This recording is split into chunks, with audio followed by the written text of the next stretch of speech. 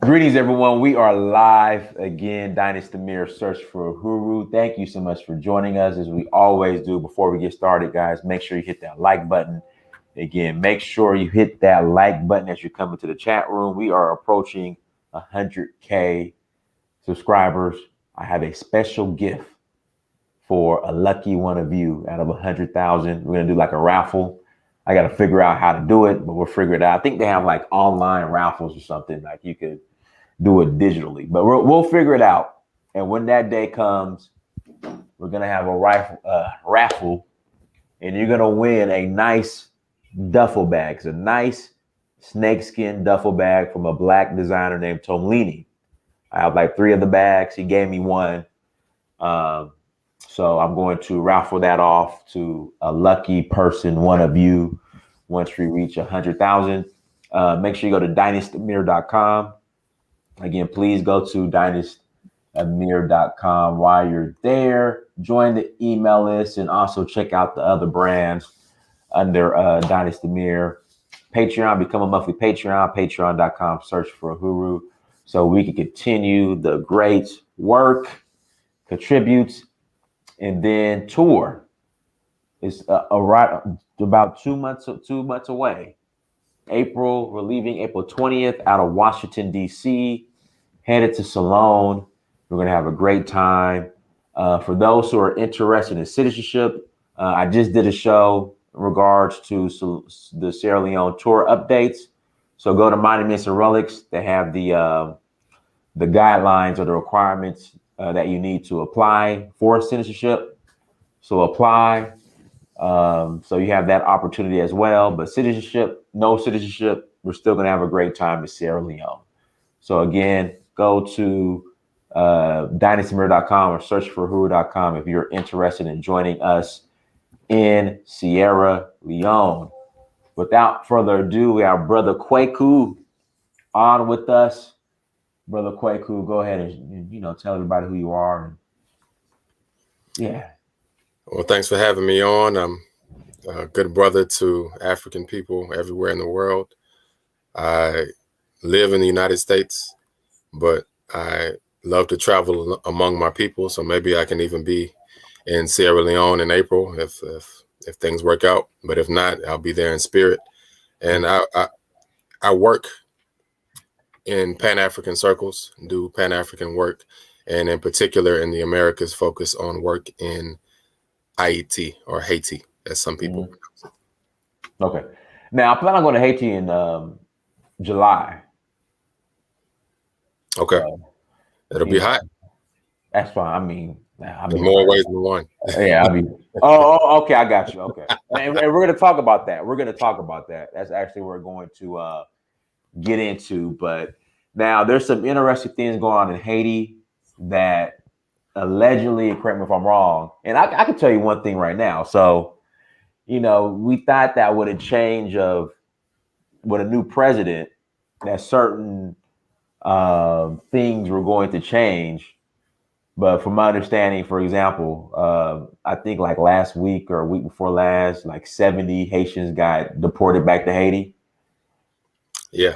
I thought that with the new president and vice president that, illegal immigrants are going to have access to citizenship, and that they're going to, basically block the detention centers, and, the immigrants are Americans now. But I guess they deported about 70 Haitians, kicked them out, sent them back. Yeah, I mean, it's business as usual with Biden. It's like a continuation of the Obama administration. Mm-hmm. Yeah, but it was crazy. Like I thought all that was going to change, and the thing is, so Biden. This is so interesting. So I read an article on it. Biden was like, there was nothing he could do about it. Biden was like, there's nothing I can do. My hands are tied. There's nothing I can do. Well, Biden likes to take credit, at least in half, for everything that Obama did during his presidency. Right. So one of those things is the record number of deportations that Obama claimed. And of course, Trump worked hard to trump that number as he did with many of other Obama's other numbers and statistics and accomplishments. But Biden has to take half credit for that as well, and he looks like he's continuing that trend of deporting people who are just seeking citizenship in the United States so that they can have a better living and provide for their families, and even send money back home to families who are not able to travel to the United States. And so I'm not surprised, and we shouldn't be surprised, that he's continuing that trend. Wow. In fact, I'm gonna pull up this article right now. Oh man.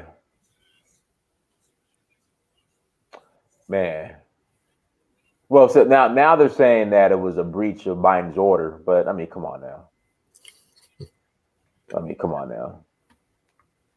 Outcry as more than 20 babies and children deported by U.S. to Haiti. ICE accused of sending defenseless babies into the burning house as deportations of 72 carried out in apparent breach of Biden order. Okay. This is Kweku. This is did you ever grow up watching wrestling? Yes. This is like WWE. It's like they're just putting on a show. That's it. And unfortunately, immigrants, whether they're here through some legal process or otherwise, they're used as a political football between the Republican Party and the Democratic Party. And they could just make them citizens if that's what their intention was. But they dangle this carrot and say, well, you can stay here. You're not a citizen, but you can stay here as a dreamer or whatever the title may be under the particular administration. And so they stay and they work and they contribute to the society, but they're always at risk because the next administration can decide, no, I'm not doing that anymore. Now you have to work harder. You have to do this. You have to jump through this loophole or that loophole. And I'll make this promise to you before so that you can support my campaign. But there's no guarantee that any of these things are going to be there for them. And so it's really just a game so that they can leverage the increasing number of immigrants who are in the United States and the changing demographics over time as less and less people identify as white Americans or Americans at all. Who else has also been quiet?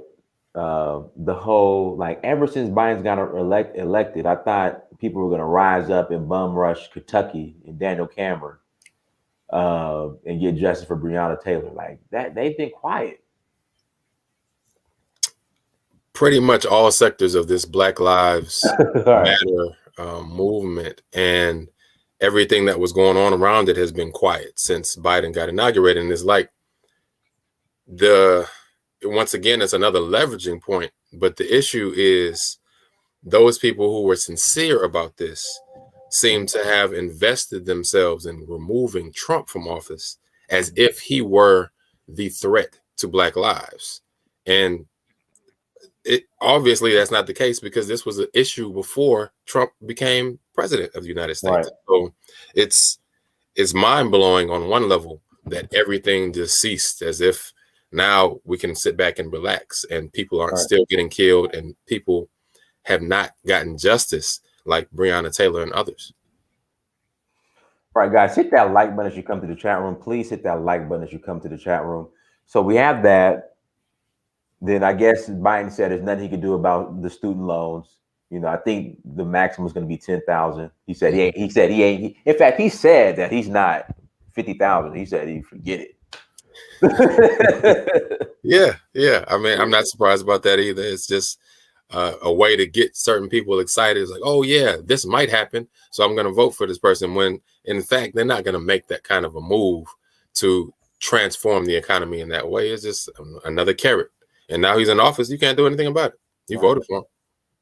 Exactly. So what's going on in Haiti? So there's more that's going on in Haiti that I guess Biden reneged on.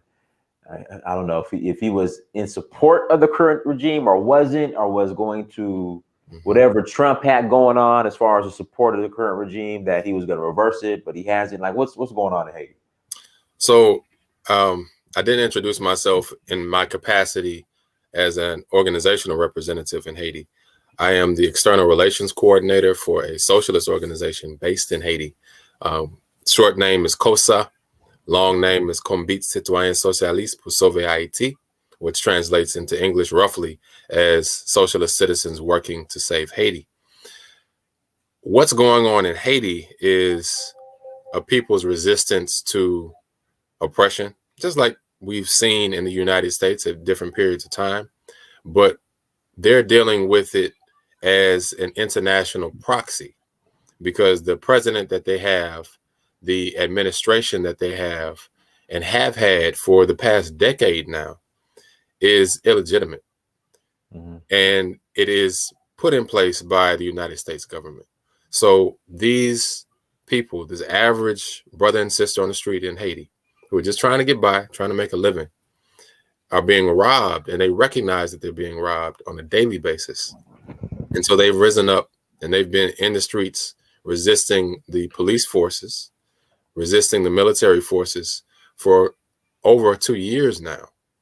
And it's come to a head recently because the president, Jovenel Moise, who is no longer constitutionally the president, but his mandate, according to the Haitian Constitution, was supposed to be up the 7th of February this year, 2021. All right. On the 5th of February, the Joe Biden, Kamala Harris State Department announced that Jovenel Moise has 1 more year in office before they have to have elections in Haiti.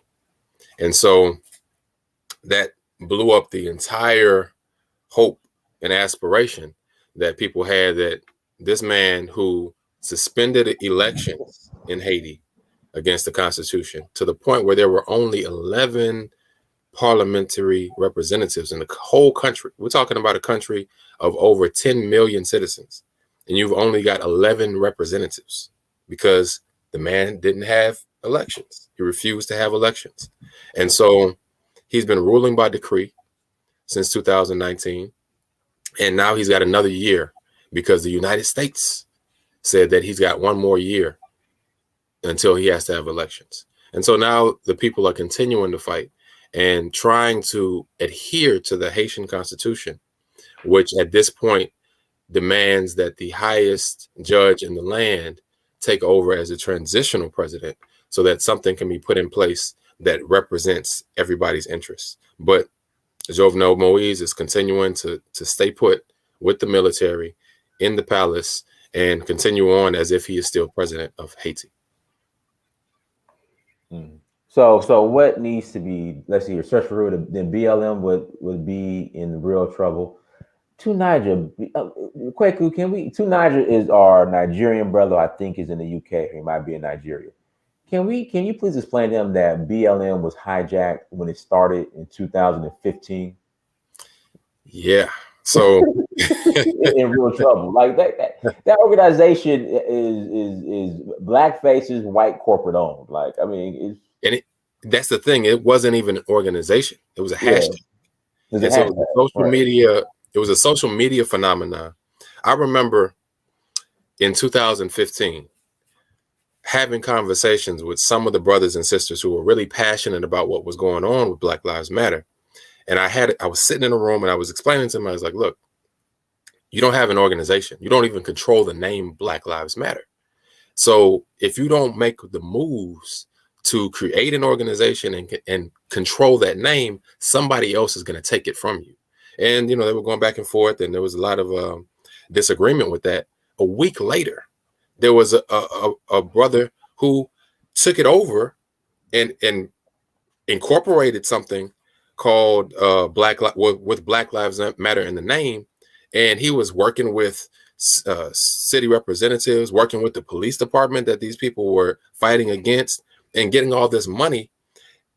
They couldn't do anything about it. And I was like, I didn't want to say I told you so, but I told you so.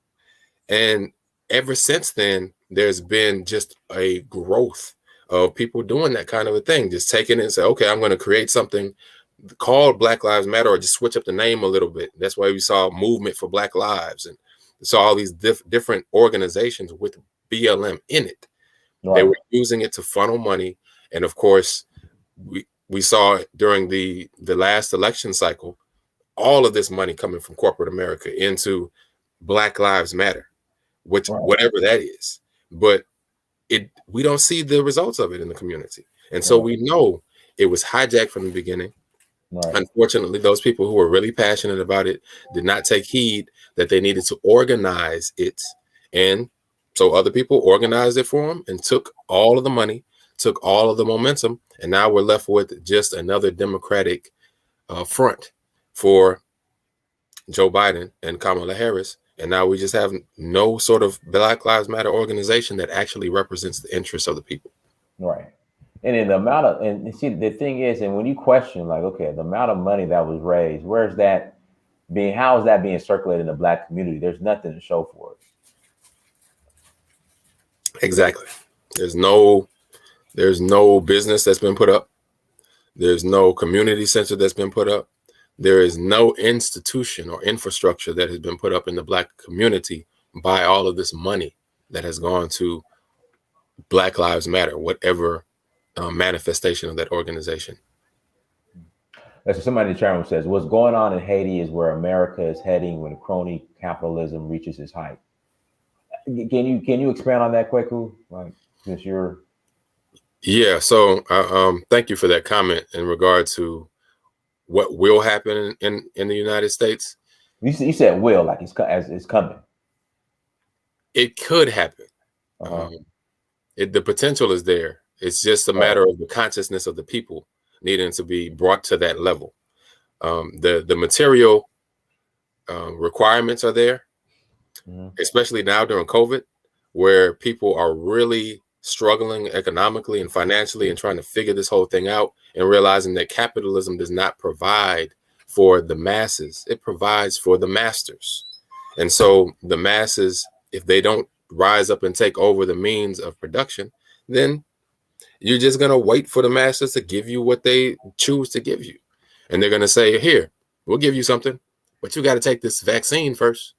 We'll give you something, but you got to, under this condition and under that condition and under this condition and so on and so forth. You got to take this test and that test. And so we see that going back to Haiti, what's happening in Haiti is there's a struggle for the masses to become conscious on a higher level. They're struggling in the streets. They're struggling against bullets. They're struggling against a military apparatus that they do not have the material means to beat. But consciously, they know they want something different. And what's happening is because they're communicating and they've been struggling together for a couple of years now, they're starting to speak the same language. So you can have a young brother, a young sister on one part of the country talking about, well, we need to take this whole system down.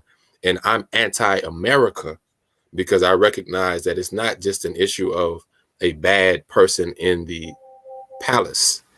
It's an issue of the United States taking control of our space for the benefit of these masters of the economy. And so once they get control of Haiti, that consciousness will be able to spread to our people, our brothers and sisters here, and we'll realize that we're in the same boat. And then we can continue to move and speak the same language and overturn this whole system in our favor. All right, guys, what we'll do, we'll go ahead and open up the lines again. We're going to open up the phone lines. If you'd like to call in, email is uhuru@searchforuhuru.com, uhuru@searchforuhuru.com. Send me an email and I'll forward you the link, uhuru@searchforuhuru.com. Again, send me an email and I will forward you the link. Now, Kweku, do you take people to Haiti like once a year or? Yeah, so we haven't done it because of the pandemic, but we were in the practice, and we plan on doing that again once everything dies down. But for African Liberation Day, we have established African Liberation Day in Haiti. It wasn't celebrated before. And so now for 3 years now, we've been engaging in African Liberation Days on May 25th in Haiti. And we take people down so they can experience that and experience a revolutionary week in Haiti around that socialist movement that we have, experiencing the people, experience the economy, experience the spirituality, and understand what it is that they can gain from that as far as education and experience. and what they can contribute to that. And so we're definitely going to continue that, and until then, continue to take interest for people who would like to go. Okay, so how can they contact you if they're interested? Are you guys doing one in this May or no? No, we're not going to do one this May, just because everything, even though the COVID is not really an issue in Haiti, it's such an issue other places that we don't want to put people in jeopardy when they get on the planes and so on and so forth. So this year we're going to wait until probably 2022 to reinstate those trips. Okay. All right. Again, guys, you'd like to call in. Email is uhuru@searchforuhuru.com, uhuru@searchforuhuru.com. Also, tell them where they can find your show at. The show? The radio? Yes, sir. Okay, yeah. So I'm on the radio every Friday at 6 p.m. Eastern Standard Time, from 6 p.m. to 7:30 p.m.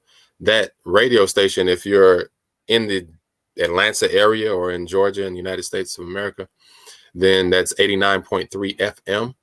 But no matter where you are in the world, you can listen online, and that's at wrfg.org. And the name of the program is What Good is a Song? So that you can listen live at that time that I mentioned, or you can go and look it up in the archives for past programs. Okay, so guys, definitely make sure you guys check the brother out. I'll put everything in the chat room. Again, I'll put everything in the chat room, so please go check that brother out. So what do you like, if you could predict these next, we'll say 2 years? You see what's going on in Texas right now? Yeah. If you could predict these next 2 years, crystal ball, you got a crystal ball.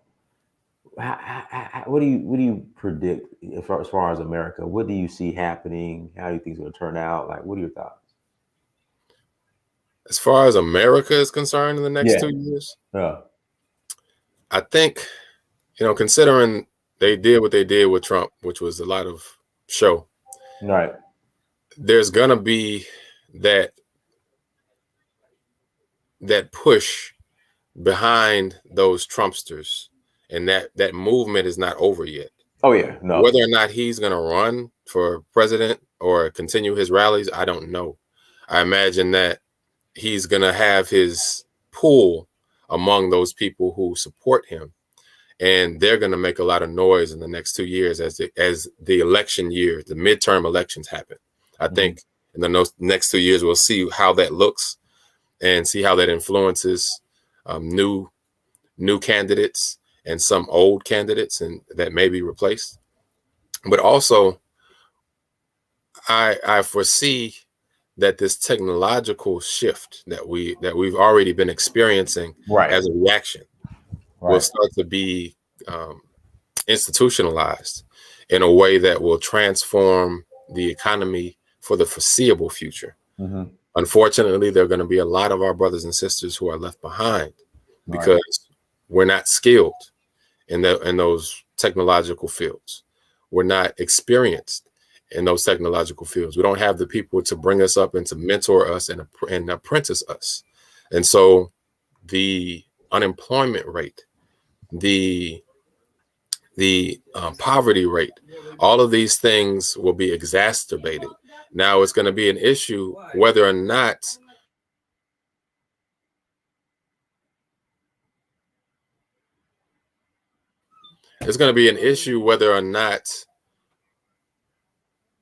our people are going to be conscious enough to push forward and transform this in a way that can benefit us. And I think that's on the shoulders of those of us who are in organizations that are equipped to do that, those of us who are in those industries already to make organizations that are equipped to do that. But I just knowing how things have gone for the past 2 years, I think there are going to be a lot of people suffering, losing their homes, losing their jobs, and losing their means of making an income. And so the strife that we've seen in the streets over the past year or so in the United States is really ready to be catalyzed again in the next 2 years. I'm just not sure what that spark is going to be, but the dynamite is there and it's ready. The oil, the fuel is there. And so there's going to be something in the next 2 years that sparks that explosion again. and we just need to be ready to receive those people as they come out into the streets with all of their rage, and justifiably so. Wow. All right, here we go. We got a question in the chat room. Dynast, please ask Mr. Lumumba the following: at the end of the Biden administration first term, does he believe that Black people will be more frustrated with Biden's reneging and false promises than with Trump? No, I don't think they'll be more frustrated with Biden than with Trump, because the only reason most of us have been so frustrated with Trump is because the media machine has told us that we should be. And you ask the average Black person, the average African, why don't you like Trump? They can't give the answer. It's vague and abstract. The answer they'll give will be something they saw on TV. Right. But when you ask about a policy point, it's like, what did he do that hurt your community? Or has he done anything that benefited the community? Then they can't name any policies. They'll just name some talking points they saw on a news program or some talk show. And so, but with Biden, the same thing could happen. They may not be aware of any policy, but he's got Kamala Harris and he's got other Black people in his cabinet. And so it's like, well, he likes Black people. He's not racist. And so that'll be about it, You got a point. To Niger, I sent you the link, brother, so we're waiting for you to call in. Again, guys, if you'd like to call in, email is uhuru@searchforuhuru.com, uhuru@searchforuhuru.com. Brother, what's your idea in regards to what's your thoughts on what's going on in Texas? I've been somewhat following it. Like, I really started following it today somewhat, like, listening in on the news. And I called a couple of my friends in Texas, in Houston and in San Antonio, just to get an idea of what's going on. What do you think is going on? In regards to the storms and the outages? Everything. Yeah, what are your thoughts about that? I'm not quite sure. I have family there that I haven't heard anything bad about, so I'm grateful for that. But I'm kind of sitting on the periphery and waiting to see what's going on, because I know that there's a lot, with this shift of technology. There's a lot of things that are going to be happening, and I guess maybe this is another 2-year projection. A lot of things that are going to be happening that the average person on the street is not aware of why it's happening, and that in regard to technology and the use of it. But there are people behind the scenes that are manipulating different technologies to see, how they can test it, what it can be used for, and who it can be used against. And so when we see certain things like a blackout in a country or a sector of a country, then you ask yourself, well, who is it that is controlling that sector, and who is it that is hacking into this and hacking into that? And that's another realm of work and experience and struggle that a lot of our people are just completely oblivious to. We use the technology. We even mine the resources that build the technology or that are used to fuel the technology, but we don't understand it.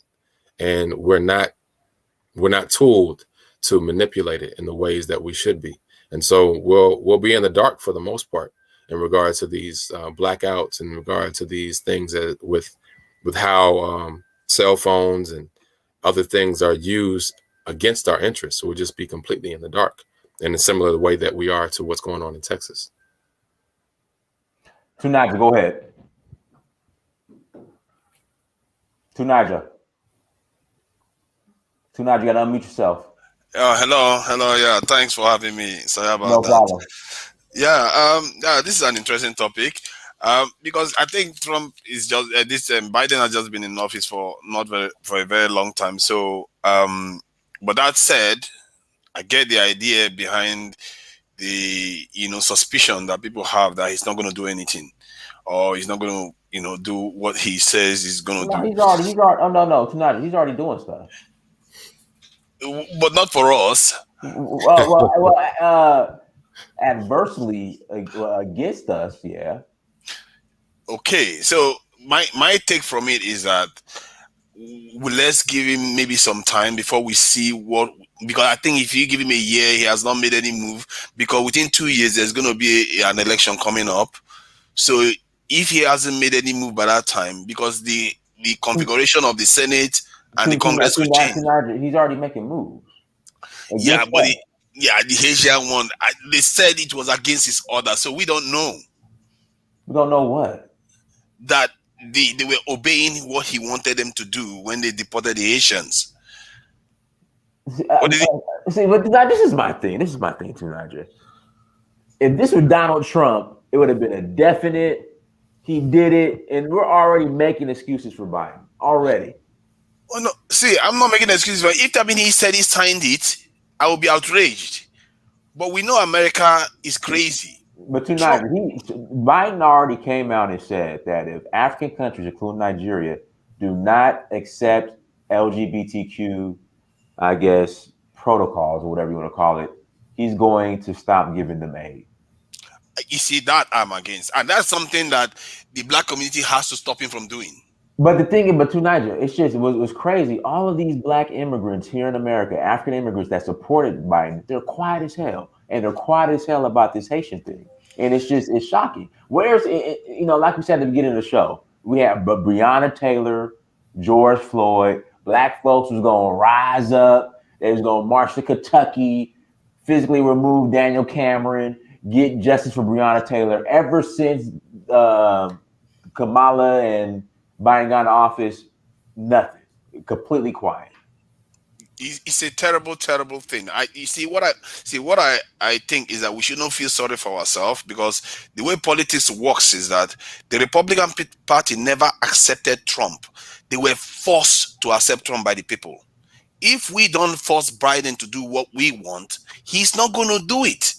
Force how? Well, what power? Well, what leverage? Black people just wanted to get rid of Trump. That's it. So force do what? Okay, if you say that majority of them just want to get rid of Trump, then it's their fault. You can't just stop there. Well, that's what they did. That's what they did. That's what they did. And they're gonna. It's only February, and look at what Biden has already done against black. Nothing is coming. Biden already said that whole wiping out the college debt, no student loans. He ain't doing it. Came out and said it. He literally the day after he got into office, he had a phone call with the Black Caucus and said, "Look, y'all better figure it out. Get with these Latinos, and that's who you guys need to partner with, because they're going to be the most powerful group." Told him that on the phone, hung up. Yeah, he can say whatever he likes. Without the black vote, he's not going anywhere. No, without the black vote, he's not going to be able to do anything in this Congress or Senate. Listen, the black vote is being replaced. The black immigrants are getting shipped out. The non-black ones are coming in. Maybe it's 2 generations, 3 generations from now, but without black voters now and black Congress members now, he can't pass any law. It's up to the black people to hold their Congress people accountable. He will not be able to move. What do you know about politics in America? When has any black people held their black politicians accountable for anything? You know about politics, so if you do know and you have a platform, then you educate your people, because they are capable of going to the polls. They're not stupid. Do you live in America? No. Listen to me. We had a black president Kweku, tell me if I'm wrong. We had a black president by the name of Barack Obama. First term, we gave him a pass because we were just happy to see a black man in office. Every black person in America voted for Barack Obama. I know one, I'm not going to call him out, who voted for John McCain. Second term. Second term. Black people like me and probably like Kweku was like, he needs to start doing something for black people. You want to know what these Negroes told us? How dare you ask Barack Obama to do something for black folks? He's everybody's president. How dare you, you entitled little spoiled brat? How dare you ask Barack Obama to do anything for black people? How dare you? Mm-hmm. I agree with you on that one. So what are you expecting these people to do? They're the same people. They're the same people. See, you know how when you are doing something for somebody, you give them $1, then tomorrow they ask for $2. I think when we got Obama, we never saw that one coming. Everybody, they just gave him a pass. But now I think the community, their eyes are open. They know what Hey, happened with Trump. tonight it's already February. Black folks, listen, black folks was gonna rise up, get justice for Breonna Taylor. Now, where the Breonna Taylor t-shirts at? Where the George Floyd t-shirts at? Haitians getting deported, black people getting deported. Tunaja, it's only February. Then we better start mobilizing, because if they don't, man, this is Mobilizing going to be who? bad. This is going to Mobilizing be bad. who? Mobilizing who? Did they Tunaja? not Mobilizing mobilize who? with this Breonna Taylor? Did they not mobilize for George? They should get out there if they feel this guy is not doing what he wants, like especially criminal justice reform. If he It's not doesn't do coming, that, man. haha, Biden has already said that he ain't doing nothing. He ain't doing nothing for the criminal. He already said it. if he doesn't do it, you know what? If Trump can do it and he doesn't do it, it's a calamity. The Democratic Party will be destroyed. I can assure you that. If Trump can do something and he doesn't, my goodness, just watch what the black community will do. But United, whose fault is that? Listen, Donald Trump, as much of a jerk he is, he came and said, "Black folks, I got something for you. Come meet with me." Now, he might have been full of it. He might have been full of it. But he said, "Black folks, I got something. Meet me at the table. Let's talk." Yes. Black folks like, "Nah, we don't. Nah, he playing." Biden basically said, "I ain't got nothing for y'all. Vote for me so we get rid of the orange man." And that's what black people took. And look what's going on. What I can tell you is that, can you imagine the campaign? Trump was able to carry out criminal justice reform. Biden was able to. He will be doomed. If he goes for a second term, he will be doomed. That's all the Republicans need to say over and over again, and he will lose a lot of votes. I can assure you that, and he knows it. Well, the thing is, when you said give him some time, it made me remember when Obama was president, and I would have conversations with brothers and sisters about what Obama was not doing for the black community. He's like, well, just wait, give him some time, give him some time. And I heard people saying that until his last year in office. Well, just give him some more time. It's like, he's been in office 7 years. How much more time does he have? And then when it was over, he was like, well, he couldn't do it because the Congress was mostly Republican. The first 2 years, it was Democrat. He could do whatever he wanted to do and get it passed. And he did, except for us. Now, with Biden, he just got the black, like you said, Nigel, the black vote delivered him the majority that he needed to get stuff done, the slight majority that he needed to get stuff done these first 2 years. Only thing he's done so far is things that have hurt the black community. So we can just give him some time, but in the meantime, we are hurting. And so you're right, we do have to mobilize, but we have to organize our people to understand that the Democratic Party is when Lyndon Baines Johnson was the president, and this was during the Civil Rights Movement, and then all those legislation in relation to the Civil Rights Act was passed.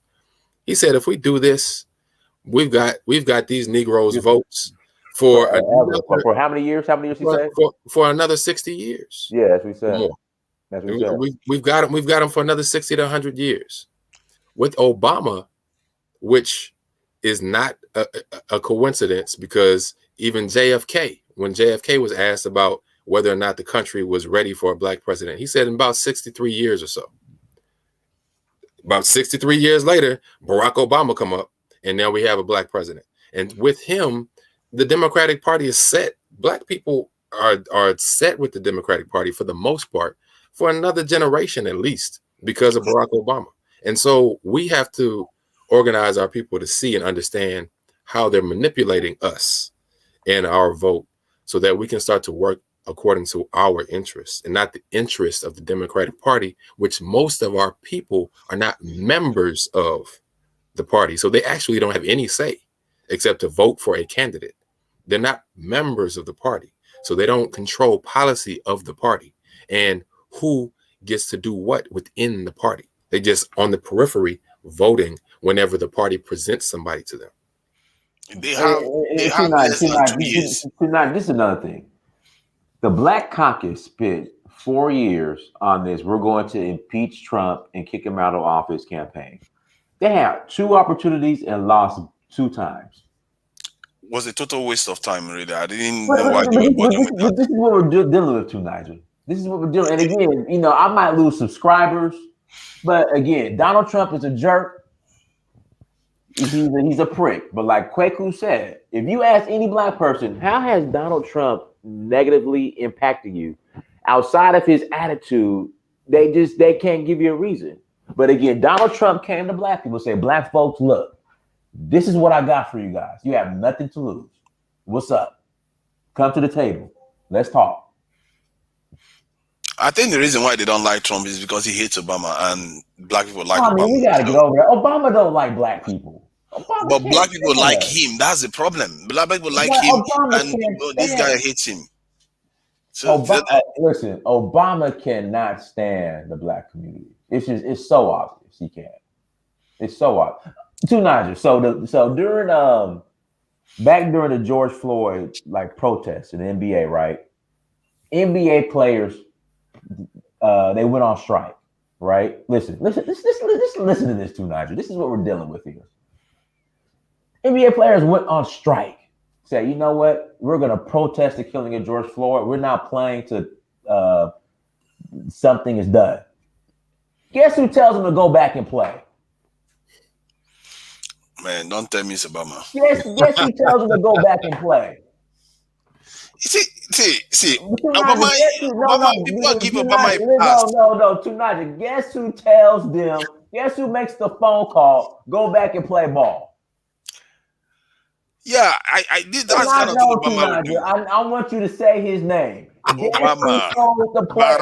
Barack Hussein Obama. This is what we're dealing with, bro. This is what we're dealing with. This is what we're dealing with, man. Biden has got less than 2 years. Listen, black people for the longest, and ask Kweku, I'm sorry for cutting you off. For the longest, I've been saying our players and our entertainers have the most power. When they go on strike, things will get done. Black NBA said we shutting it down. Guess who calls them and tells them to go back and play ball? Wow. This is what we're dealing with. And I just, for the life of me, and I lose subscribers. People hate me. People say, "Dad, I can't believe you voted for Trump." But I'm just like, just look at this. Like, I mean, just look at this. Like, oh, you know, just look at this. They should not take our vote for granted. What I say is that before the midterm, that is the timeline the black community. It's a deadline. If he doesn't do what we want, they sit at home or they vote for Republicans.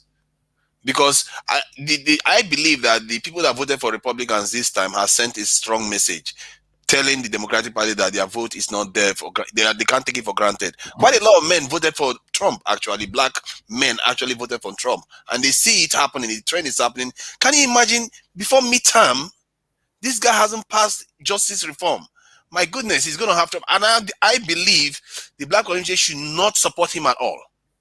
They should vote as many Republicans in as possible, decimate that political party once and for all. So I want you guys to look at this. Hold on. So people think I'm not serious. Like when I heard this, I'm just like, I don't know what to say. How Barack Obama helped convince NBA players to end their strike and return to play. In a call with Chris Paul, and LeBron James, Barack Obama urged NBA players to return to the court and resume the playoffs. I mean, you can't make this stuff up, Kweku, to Niger. You cannot make this stuff up. But I'm the enemy.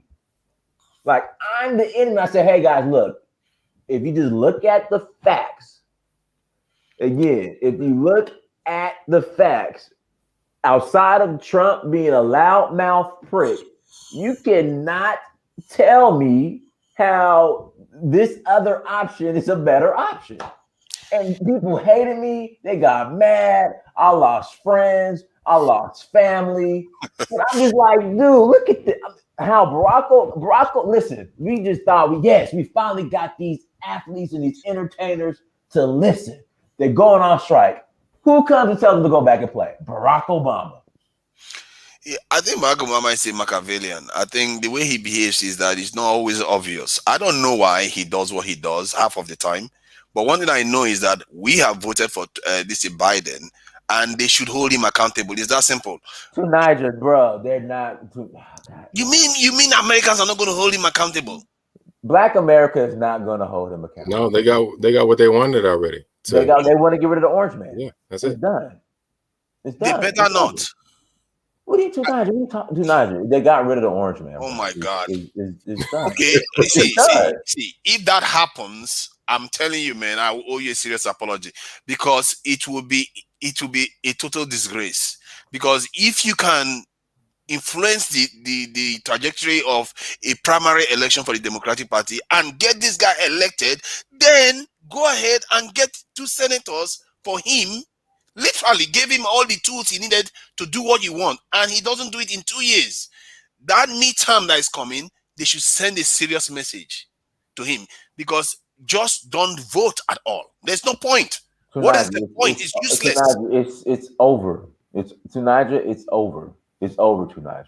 I don't know what you're holding on to. I don't know what interest you have in America. I don't know what interest you have in the Democratic Party. It's tonight. It is over. Because the one thing about Trump, at least we started to have like a political discourse, and people started getting involved, and like it's tonight. It's again. What happened? I was just thinking about this the other day. What happened to rising up and snatching Daniel Cameron out of office and getting Justice Breonna Taylor? What happened to George Floyd? What happened to all this other stuff? It's over. Let me tell you the interest I have in the US. You see, the African American, I believe they have a lot of potential. Potential. Yes, Tonight, they harness it. I play college ball with plenty of guys with potential, but they were lazy as hell. They didn't want to work out. They didn't want to eat right. They just wanted to drink and smoke. Again, potential. Yes, they need to be harnessed, because the Black Lives Matter movement, or the protest that happened last year, shows that there are people out there that feel passionate about the direction things are going. And this movement to Africa is part of it too. People are getting frustrated. No. But tonight, you gotta understand. I tell people this: the only reason why the year return in Ghana was successful is because Trump was in office. Now, Trump is not in office. I guarantee you, if Ghana was to do another year return, it would not have nearly have this. With Joe Biden in office, I'm gonna give you a case in point.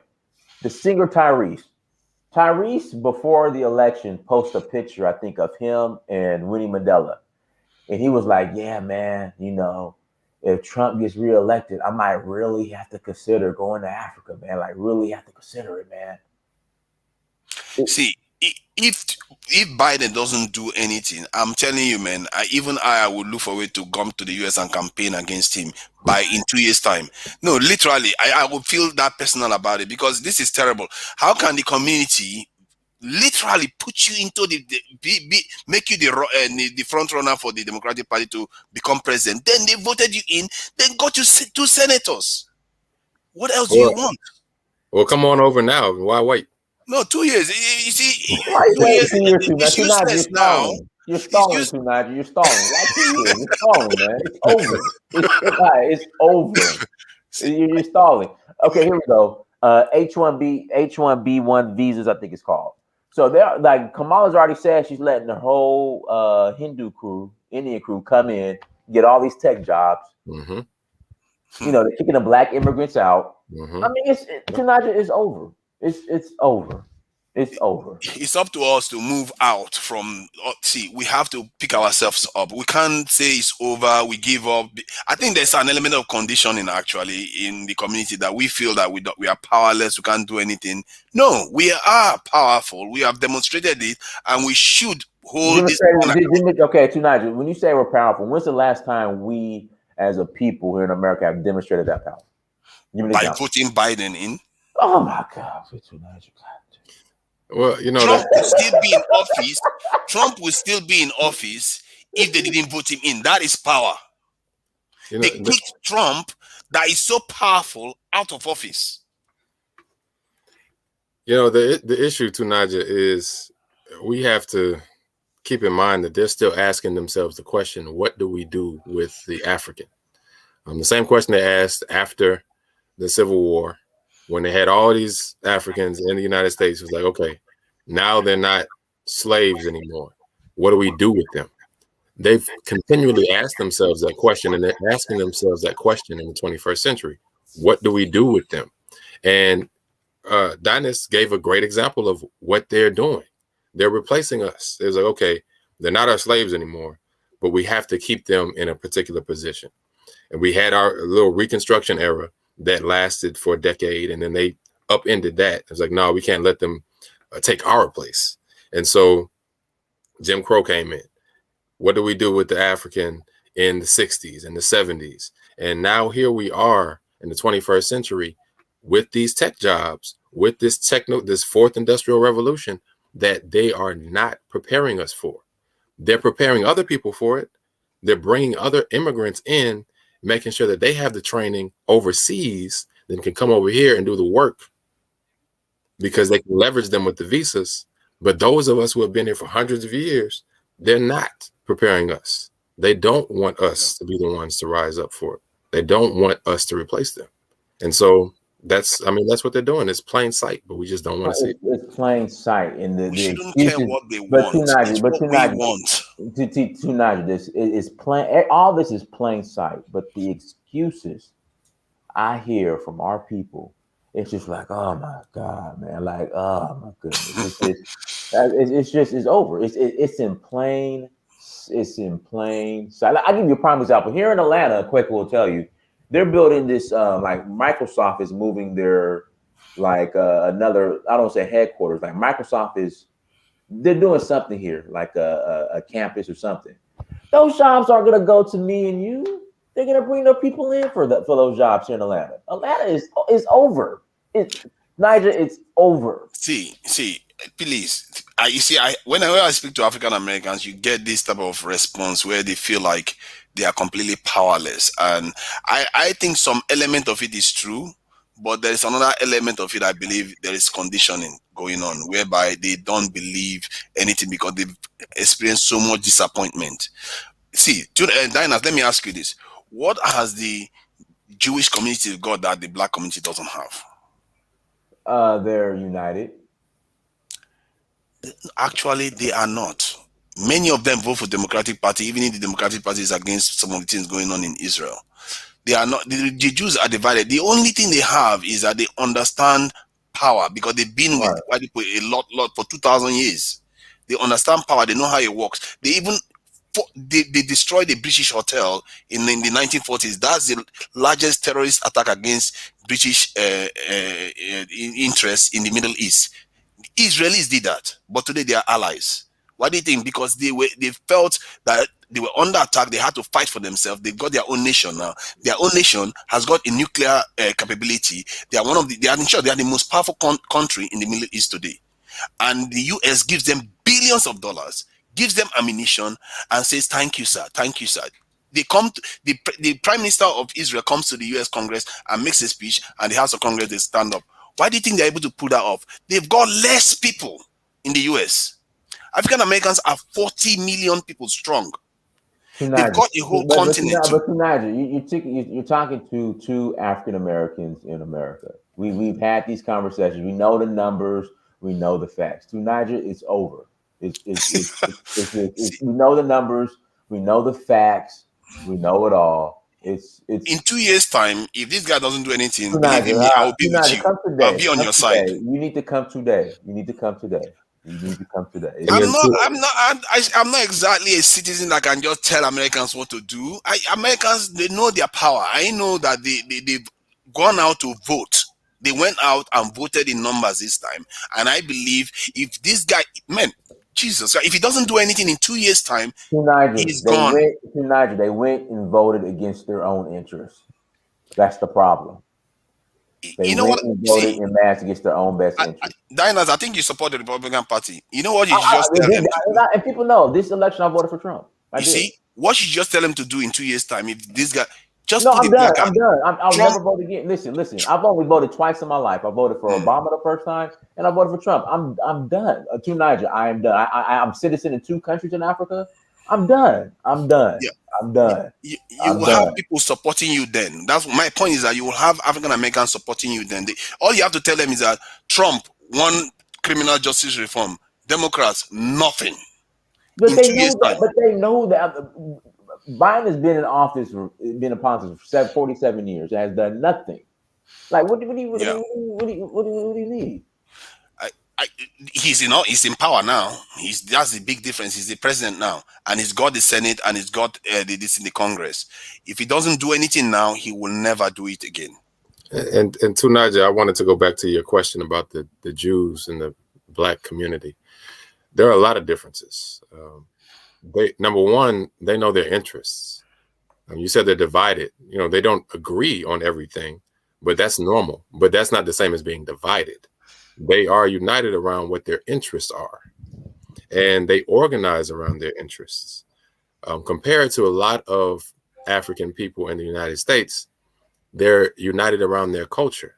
Ours was taken away, and they speak the same language. Ours was taken away. And so we're working to get that back, but they don't have to work to get that back because they still have it. Yes, they've been through terrible times, but they've been through terrible times where their identities weren't taken away. Their identities were enforced. In fact, they were reminded of who they were in those times and ostracized for it. But for us, we were made to, or they attempted to make us forget who we were so that we could think that we were animals. And so there's a difference there. Also, a land base. They have one in Israel. We have several options as African people, but we're divided in that. Where is, as far as you mentioned this number of African people in the United States, this 40 million, 50 million people. We don't agree on a land base. Some of us agree on the United States, which is not under our control. Some of us agree on some country in Africa, but not one in particular. And some of us agree on maybe a country in the Caribbean. So there's no unity, like Dinah said, among our people compared to the Jews that have a unity of identity, a unity of location, and a unity of such that they've been able to have cooperative economics and pressure politicians. They can go to the Congress and say, here, you sign this saying that you support Israel, or we're going to take money out of your campaign and put it towards somebody else. The Black communities does not have that infrastructure, not yet, at least. We can't go to Congress and say, hey, sign this, congressman or representative or senator so-and-so, or else we won't support you as a community. We don't have that. They would laugh in our face. That is a very, very good point that you just made there. Not yet that we can see. We should just Come on, man. Have faith. Bro. 40 million people in your country, for crying out loud. You can't just lose hope. What do you mean? It's 290. Listen, the only time we unite is when the new Pop That Thing challenge is on Instagram or TikTok. We will unite for a TikTok dances, Instagram dances, and the vote every 4 years. That's the only time we unite. That's the only time. Anything else, it's just there are a lot of people out there that promote businesses from America. What was the latest challenge? It was the Busted challenge. The Busted challenge. The Busted. We unite for the Busted challenge. We'll unite for that on TikTok. The Busted challenge, the Bust That Thing challenge. We'll unite for that in a heartbeat. To Niger, it's over. It's over. I'm going to build in Sierra Leone. I'm going to build in Nigeria. It's over, to Niger. It's over. Sir Will, go ahead. Sir Will, go ahead. I'm saying though, Black people need to have more kids. That's what it is. We need to populate this country, man. But I mean, when it comes down to it, seriously, like Obama, I was so happy when Obama became president, bro. I was so happy. I remember back in 2008, I voted for the guy and stuff. Then, I was disappointed. And I was even more disappointed when I found out that Obama was the one who got rid of Gaddafi in Libya. Hold on, stop the show. Sir Will. Hold on, stop. Nigel, unmute yourself, Nigel. Hold on, Sir Will. Hold on. Okay, go ahead. Listen, Donald Trump called some African countries shithole countries. Yeah. My Black immigrant friends, I can't believe he did that. I can't believe, he called I said to them, listen. I said to them, who was the vice president when Barack Obama actually turned an African country into a shithole? They would have completely ignored that. Well, Gaddafi had it coming. Gaddafi, he did this. He had it coming. He had it coming. To Niger, it's over. Okay, Dinah, let me give you one thing that you want to notice what happened in Africa. You see, what you notice about the US is that they don't go into black countries in Africa. The reason why that was able to happen without any visceral reaction is because Libya is not necessarily a black country. You remember in the Depression in America, when there was a war in Italy, there were a lot of African Americans that were ready to go to war. The Americans literally had to stop them. And even then, there was an African American that went over there and influenced the outcome of that war. So if that's why the US doesn't go into black countries, because they have 40 million strong African Americans there. They don't want their soldiers going to mix with Africans. But tonight, this is the problem. After Gaddafi was taken out, the slave trade kicked off again in Libya. The Africans who were trying to get to Europe, going through Libya, were being sold on auction blocks in broad daylight. Yep. You point all that out to the Black American and to these Black immigrants. It's just the circumstance. It's just, it is what it is. It happened. They got rose-colored blinds on. That has stopped now. It never happened. But that has stopped now. Damn it, Donald Trump called African countries a shithole country. They're ready to go to war. But seeing Black people being sold on auction blocks in the middle of Tripoli during broad daylight because of what Joe Biden, who was vice president, Hillary Clinton, who was Secretary of State, I believe, and our beloved Barack Obama, the same Barack Obama who told the Black NBA players to get off strike and go play. He had it coming. Gaddafi had it coming. It happened. This is what we're dealing with too, Nigel. This is what we're dealing with. To be honest, Obama came back afterwards and did say that that's his biggest regret. Oh, come on, Sir Will. Come on.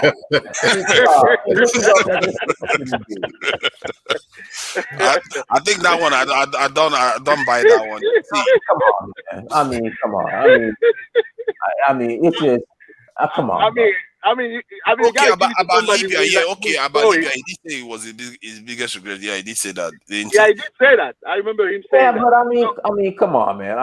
It's just, okay, all right. I think he apologized, We're going to give it to him. But the thing with Trump is this. Trump, believe it or not, I'm a Republican, right? And I really like Trump economic policies. For example, you were talking about immigrants from India and stuff coming, taking jobs. Trump was fighting against that. He was fighting against China and stuff. So I like Trump over that. But you know what? Although I like money and stuff, when I saw all those white guys going after Trump and all the racism, all of a sudden, I live in Texas, right? And when I saw all this going on, man, I was like, you know what? My money is good, but I can't be supporting this, man. I had to vote for Biden, bro. I just couldn't. I had to vote for Biden. And when it comes to what you were saying about Black people not being united, I think this last election was probably the one time that Black people were really united. Take, for example, Georgia. My sister, she never votes. This girl never votes. But guess what? She was voting in Atlanta. She was following that thing. So this is why Black people voted for Biden. Yeah. They voted for Biden out of fear.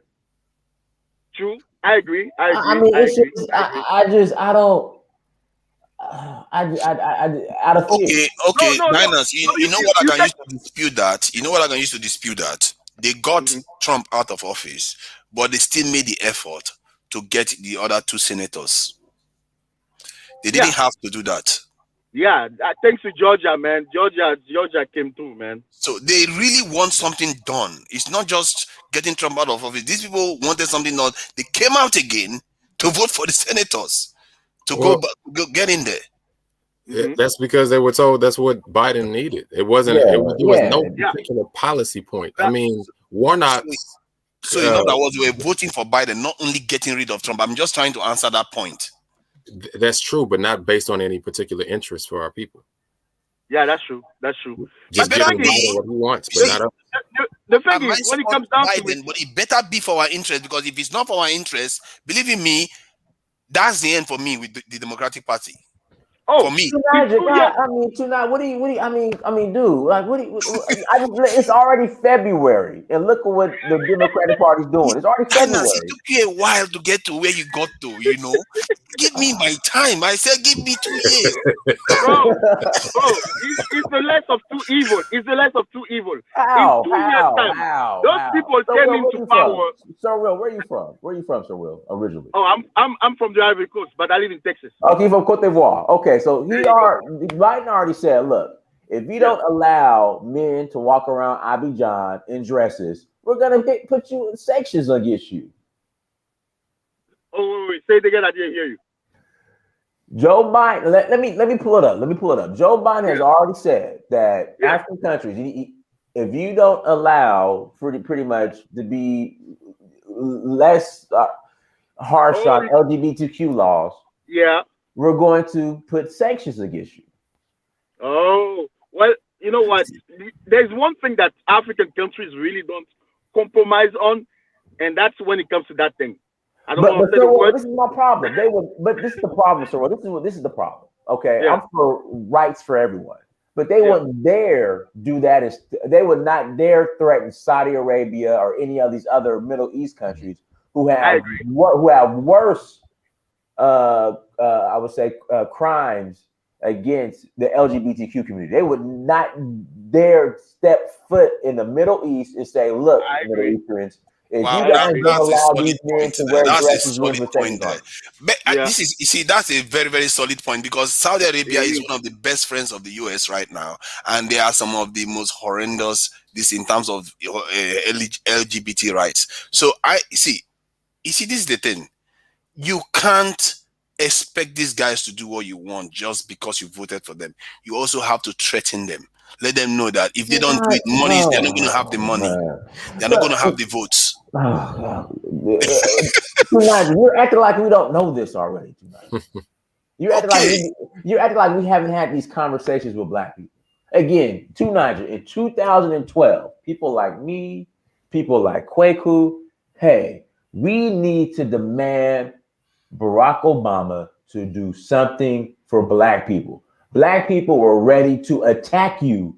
How dare you even ask Obama to do something for us? How dare you, Nigel? I'm serious. Yeah. You are ahead of me, you see. The truth is, 2012, I was ready to forgive Obama for almost anything too. So you're ahead of me on that one. So I have to admit that one is a fact. But I can tell you now, if this LGBT one is a serious one too, why do our people just sit back? They shouldn't be taking this nonsense. They should call him out. What happened to Saudi Arabia? How about all your friends in Pakistan and all the law? They're not, dude. They're not going to. Nigel, listen, I've had these conversations with everybody. And the thing what disappointed me the most were my Black immigrant friends, especially my African immigrant friends, who you bring all this up, they look the other way. Wow. And you know why they look the other way? I got a friend right now from Nigeria. Mm-hmm. He just all he cares about is getting his mom to America, so he'll look the other way on everything else. That as long as he get his mom to America, and he thinks the Democratic Party is the best way to get his mom to America, which is fine. But it's just like all the Black people they're deporting. They're not giving you visas and green cards like that. In fact, in 2014, I tried to get my Senegalese friend a visa to come to America. My friend straight up told me, who's in the military, who also works somewhat with the United States immigration. He said, Dynas, if you're Black and you're coming from a poor country and a poor Islamic country, you can forget it. This is under Obama.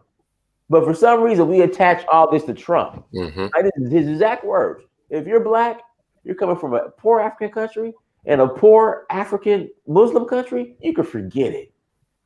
What Diners, that's what a lot of people call systemic racism or institutional racism. This has been going on, and it's really hard for anybody, whoever the president is, to change some of those things. So, that's not what the Democratic Party is pushing. They're pushing that open borders, amnesty for all these illegal immigrants. ICE, get rid of ICE, all this other stuff. Defund the police. I know. They're not. That's the leftist. That's like the left wing of the Democratic Party. I don't think most of the Democratic Party is pushing for that. I don't think that's the case, man. I don't think that's the case, bro. No, seriously, I don't think that's the case. Like, because if Biden was campaigning on the leftist wing of the Democratic Party, I don't think he would have gotten elected, because these guys are way too far left. I live in Austin, bro. I know what you're talking about. These guys are like really, really left. So there's no way he would have gotten elected over that. There's no way. That's true. But when it comes to Trump, I like some of the policies, especially I like a lot of the policies. When it comes to the LGBTQ thing, I'm gonna say I like some of it. But when it comes down to it, bro, I cannot vote for somebody who is being liked by the KKK and them. I just can't. At least openly, true, there's some racists in the Democratic Party. But, when somebody is so open about it, I'm sorry, but my blackness won't allow me, bro. My blackness just won't allow me. So that's a contradiction in values, because I understand the KKK thing, in spite of the fact that the Democratic Party helped to cement the KKK in this country. Mm-hmm. But if the Democratic Party is complicit in killing Black people, which it is, we talked about Libya, we're talking about Haiti. Yeah. Black people are dying because of Democratic Party policies. And the KKK is so bad because they kill Black people. What's the difference? Including Rwanda, actually, because Clinton was in office then. When Rwanda happened. The Democratic Party, that was Susan Rice. Mm-hmm. That was Bill Clinton. Mm-hmm. Yeah, Clinton was in office during that period. And I am not looking at the Democratic Party with rose-tinted glasses. The point is, I actually think it's not even about party anymore. It's about what we want. Who cares who is in office? Give us what we want, otherwise we don't support you. Give us what we want, we don't fund you. If you don't do what we want, we don't do business with you. That's the kind of approach we need to start taking, because if we don't start doing that, this stuff is going to continue for the next 400-500 years again. That's the way I look at it. Yeah. I was talking to a friend of mine, who is a Trump fan. He's a white guy. He's like a big CEO and stuff. So we were just talking about the whole thing, and I told him straight up. I said, "Hey, if in 2 years' time, Biden doesn't deliver on some of the promises that he came to power with, believe me, you guys gonna win from the House all the way to the Senate, and then 2 years later, you're gonna win the White House, straight up." Because Black people would have been disappointed. I know I got a lot of friends already. People are disappointed over the student loan thingy. Yeah, okay, that's what I'm saying. So Biden's like, student loan forgiveness, 50,000. You crazy? No. I know, right? That was kind of funny in the sad way though, because I got a few friends who were like really happy about that stuff, man. And when he said that, he was like, man, what you gonna do? You can't have it all, man. You can't have it all. At least the racist people are going to be quiet for at least 2 or 4 years, man. You sure? They'll be back. They'll be back very, very soon. Yeah, student loan forgiveness, man. Okay, anybody that understands economics, I'm not an expert in economics. If you were to forgive student loans, how would that impact just the economy? If that you forgive that much debt, how would that play out? It's not going to impact anything. They're just being greedy. And no. Let me take that. Let me take that question. Well, check this out, right? Let me give you an example. This like I have a friend. She owes about 80,000 in student loan or something. Okay, she has a basic job. That loan could stop her from her purchasing a house. You know what I mean? Because her having that loan is basically stopping her from buying to what they call quote unquote the American dream. So him forgiving that student loan, at least the part that can be forgiven, is probably going to allow a lot of people to be able to actually start building some type of wealth. Because buying a house is like the best wealth creation, the easiest wealth path to wealth creation in America. You know, so that's stopping a lot of people from partaking in that. So that's going to boost the economy somehow. I mean, we spent like over 2 or 3 trillion, or even more than that, going to fight a stupid war in Iraq, bro. Yeah, no, and I agree with that, but obviously that's like, who collects these student loan I don't payments? know. I guess I was on scholarships. I don't get it, but who do you pay when you pay I for guess the loan? I guess the Department of Education or something. I don't know. There are I private was loans, loan, so I don't know. and then you have your federal loans. But the issue is, Paid Sir back Will, to the that bank. well, yeah, of course, the banks profit from all of this. But Sir Will, the issue that you mentioned about your friend with this loan issue that's causing her credit problems. What people don't realize, this credit system is rigged so that they think, somebody like your friend with $80,000 in debt, she may think, okay, if I get rid of this and I have no debt, then my credit is going to be good. No. I'll give you a really personal example. I consolidated loans, and I consolidated a large amount of loans. I was like, okay, it cleared off my credit. It looks good. My credit got worse because they said, oh, now you don't have any credit history. I was like, so if I pay everything off, it makes my credit worse. They want you to have debt to prove that you can handle debt, and so they can give you a loan for a house. So if you forgive this thousands of dollars of debt all at once, then all these people think, oh yeah, man, my credit's gonna be good. I can get more loans. It's not. It doesn't work that way. They want you to get more and more and more debt. I think as long as you can service whatever debt you've got, that's what increases your credit rating with them, with these people. So they don't want you not to have credit history. If you don't have any credit history, your rating will be down.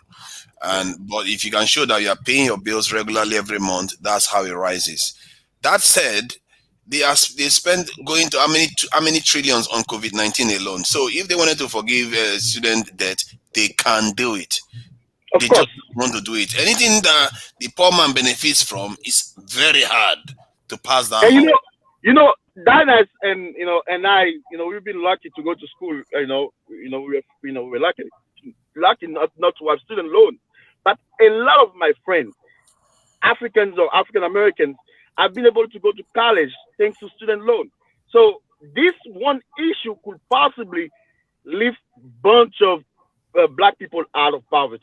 Seriously. Yeah. So that's one thing that we should all be united, in order to push that guy to forgive student loan. And I applaud what the Black Caucus is doing, the CBC is doing, because they're going to keep pushing this guy. They got to. I mean, that's the one issue that is going to single-handedly lift a lot of black people out of poverty. I'm totally for it. For me, criminal justice reform is what I really want to see. The last thing I need to hear about is young men being thrown in jail for the slightest things, and people getting shot on the streets. Biden said it ain't coming. It ain't coming. Biden already said it ain't. Kamala Harris. Biden was straight up. He already had in fact, and you brought up with the CBC, the Congressional Black Caucus. He pretty much told them, y'all need to get with the Latino groups. I mean, that's what you guys need to do. Basically, what he was saying is, don't come back here and try to talk to me without having the Latinos with you. He's done for. If he doesn't do it, it's just the fact. Who's done for? Biden is done for if he doesn't pass the criminal justice reform. It's very simple. Can you imagine the placard? Nigel, who wrote the bill? Who wrote the 94 crime bill? Biden. Yep. Okay, I mean, dude. No, you're I, right. I get your You right. frustration. You see, I get your frustration. It's not about him. You see, don't make the mistake. It's not about him. It's about us. If our community decides that they are not going to take it anymore, that will be it for him. He's off. He's out of office immediately.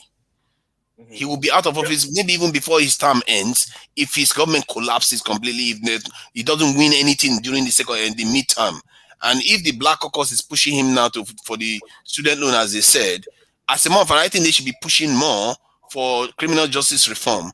And if they do that, if he doesn't follow what they want, that guy is not going to come out and tell Black voters to vote for Trump again. They will all be ashamed, and the voters are not going to come out. And then Republicans will return again, and that will be the end for the Biden administration. Oh yeah, in 2 years' time, if he hasn't delivered, believe me, I mean the Republicans, they're gonna be in power for a long time, man. They're gonna be in For power a long time. Yeah, a lot of people are going to be disappointed. I know for sure. A lot of people are going There's to be something different about this time, Diana. There's something different about this time. Oh, yeah. There's what's something. We'll see. There's something different about this time. Diana, you live in Atlanta. You saw like how many people were like trying to vote those two senators in power. You know? Okay. See, this you gotta understand about Black people. We love symbolism. Okay, I live in Atlanta. All right. Yeah. Let me tell you about Atlanta. Atlanta is white corporate owned, Black managed. All right. All right. In fact, there's an article. In fact, I gotta find this article that this guy wrote about Atlanta that I've been saying for the past 4 or 5 years. That's the reality of Atlanta. Is white corporate owned, Black managed. Yeah. Okay. That's just the reality. Black people are getting priced out of Atlanta. Yeah. I mean, it's just like somebody in the chat room. In fact, somebody in the chat room was saying that that there was this ideology that all Black people should move to the South where everything was cheap. That was a long time ago when everything was cheap. Oh, and yeah. when things were cheap, I was encouraging like my Black friends in New York, my Black friends in the West Coast, man, come to Atlanta. You get you a mansion for $100,000, literally. Back in before 2015, you get you a nice house for about $120,000. Black people stuck their nose up. I ain't going to the South. It's too slow. Meanwhile, they're living in studio apartments in New York that cost like $2,000 a month. Yeah. I'm like, why would you want to live in a box for $2,000 a month when you could own real estate in Atlanta? Mm-hmm. Okay. I agree. For $120,000 a month. They same thing in Texas. They just refuse. Mm-hmm. Now the reality is they're priced out of Atlanta now. Yeah. Like Atlanta's expensive now. I'm so thankful I bought when I bought in 2014. But Atlanta is expensive now. And I was looking at I'll give you a prime example. In like 2012, 2013, you could find multifamily homes like duplexes, quadplexes, mini apartments for dirt cheap in Atlanta. Like I'm a realtor. You go on MLS now, you will not find any multifamily housing. If you do, over $400,000 for decent ones. Back then, you can get you a nice duplex for $100,000, less than $100,000. I'm seeing the same duplexes that were on sale for like $50,000 back in 2013, 2014 are now selling for like $250,000. Yep. I'm just saying, man. It's and then also too. Somebody said Atlanta a damn war zone now. We had the most. No, listen. We had the most murders this year in Atlanta ever in 2020.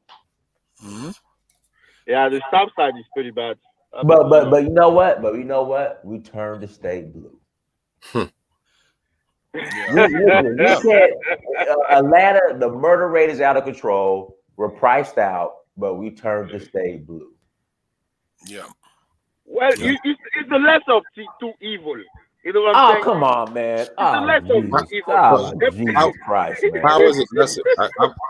People say that all the time, but they never exactly quantify how it's lesser. So how is it lesser? I mean, honestly, man, at least I know what you're gonna say. That I want somebody to tell me he hates me. I don't, I prefer for somebody to do the hate inside their house than do the hate outside of the house. I don't want to feel that stuff. I don't want my kids to feel that stuff. You know what I mean? So some of the Democrats could be racist, but they're not open about it. Like I said, I live in Austin, and there really is a mostly Democratic city, by the way. But it actually feels better to be out here. Well, right now it doesn't because we have the snow and stuff like that. But by the way, that's the reason why I keep going in and out because I have some issue with my internet. But I like it. I think it's a lesser of two evils simply because I don't have to worry about my neighbor. But dude, it's all based on fear and emotion. That's the thing I don't understand. Okay, here we go. Here's the article I'm talking about right here. Yeah. This is the article right here. Hold on, let me pull it up. Here we go. George on Georgia. Atlanta as the Black Mecca is a myth. Guys, it's a wrap. Like, and I said this like 4 years ago. Black people lose Atlanta, it's over. Bro, it's over. Yeah. Diners, do you know about Charles Blow? How he's advocating that the African Americans should move south. But again, 10 years ago, 20 years ago, when things were affordable, great idea. Now, everything is the prices are up. No, what you're saying is right because my sister's been living in Atlanta for the last 15, 17 years, and she's trying to move out of Atlanta right now. Mm-hmm. So I what you're saying is right though. I mean, there's something going on in Atlanta. I don't know why it is, but well, you got to think about it. Atlanta has the busiest airport in the world. All right, it has all your professional sports teams. Yeah. It's just it was coming. It's just Black people weren't prepared for it. We got a brand new dome. You got it's just it was coming. It's just Black people weren't prepared for it. Like I said, Atlanta is home to the busiest airport in the world. Yeah. We just got the new Georgia Dome. We have all the sports teams. It's just Black people weren't prepared for it. But what they'll tell you is, hey, this is benefiting the Black community. But in reality, it's not. Listen, Kweku knows about this area. In Riverdale, houses are going for like $300,000 in an area called Riverdale. I mean, yeah. I'm just saying, Oh, okay. You know what? Black Beauty just said something. The best option Black people have right now, all right, for the theory is Baltimore. Baltimore is still dirt cheap. It's in the DMV area. You got major airports. I think the Baltimore harbor, the port's like one of the biggest ports in America. B-more is too cold for me, bro. I don't do the cold. I'm allergic. We have no choice. Listen. We had the South. Nobody wanted to move to the South. Nobody wanted to move to the South. Baltimore is the next affordable option right now. That makes sense. It's Baltimore. Yeah, no, she's right about that though. Baltimore is definitely up and coming. I mean, anything East Coast is definitely worth it. It's just I don't do cold, man. I don't do snow, man. All about this snow.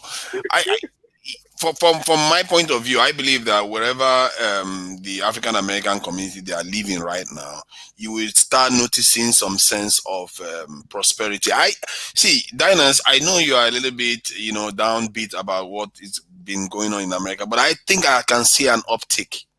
They now know they have options. Some of them go to Brazil, they go here, they travel all over the place. Right. Mm-hmm.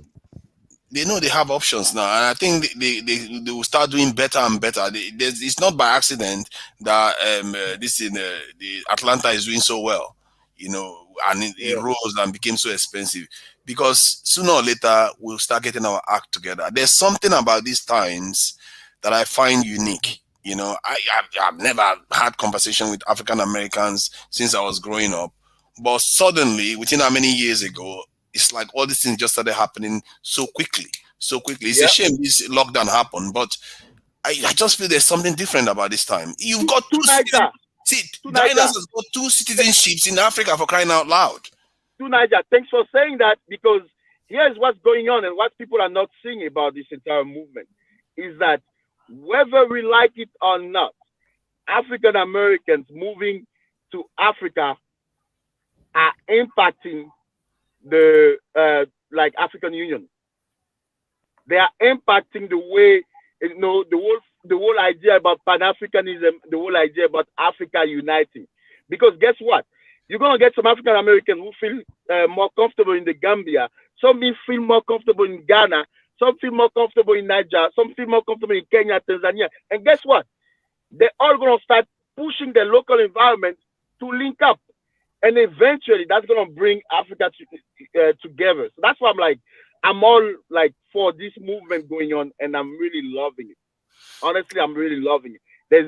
It's always gonna be some good thing happening out of this entire movement, and that's gonna be for Africa to unite. Because think about it: if Africa was united, you honestly think that all those other countries, the U.S., Europe, that could be talking.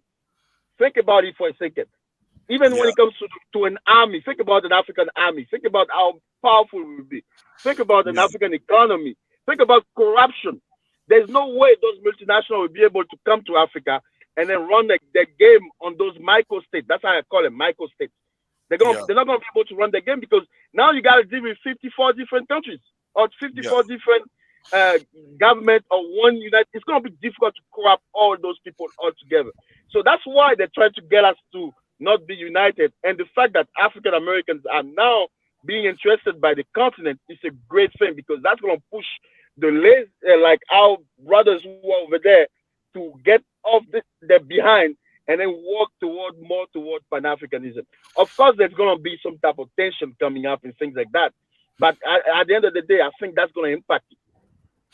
All right, but real quick, guys. So right now on the screen, Atlanta's deadliest year in decades has city on edge and demanding change. This is what's going on. This is the reality, bro. Wow. How does this even happen? Is it like gang thing or just domestic stuff? It's I don't know. Go ahead, Kweku. Bro. I wanted to comment on what you said, Sir Will, because you bring up good points, but the concern is our people aren't really in tune with that reality to the extent that our opposition or enemies are.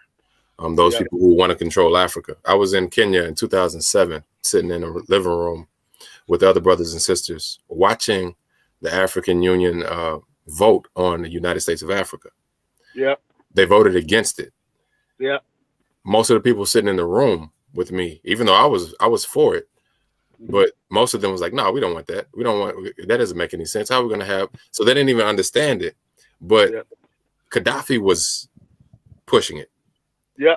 Gaddafi was killed in 2011, and instead of this fast track African Union plan or United States of Africa plan, Africa Plan 2063 came out.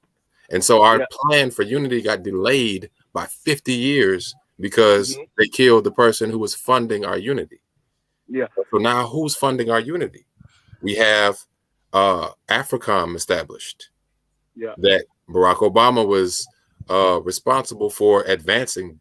Bush created it, but Barack Obama expanded it. So who controls the militaries in Africa? Let me ask you a question about that African comment you just said, though. Yeah. When AFRICOM was established and Barack Obama was in power, they were trying to establish a base in Ghana. What happened? You're right. It's not everywhere. So exactly. Right. There's resistance to it. Yeah, there was the Ghanaians got up and they were like, no, hell no, we don't want that over here. But here's the deal, though. The same way you got the Candace Owens of America and that other brother who goes on CNN who's a sellout or whatever.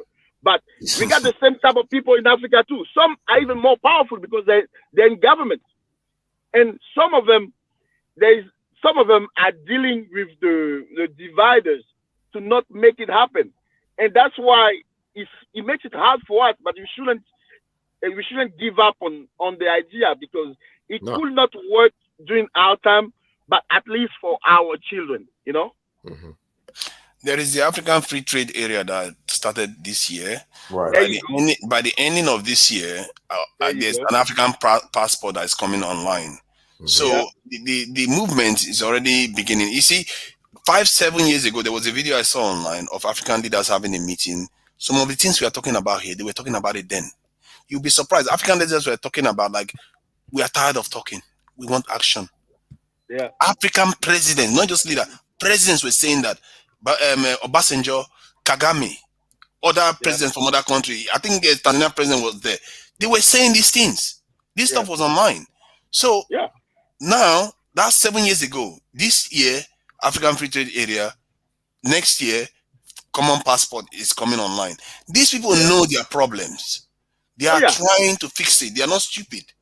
And when people talk about African leaders because they are corrupt and all the rest of it, they actually address that point. That they said, yes, they know that there are leaders that are bad, but they also know that there are good leaders, and they just need to reach a critical mass, and there will not be any turning back anymore. They know the problem. This movement is not only a YouTube movement.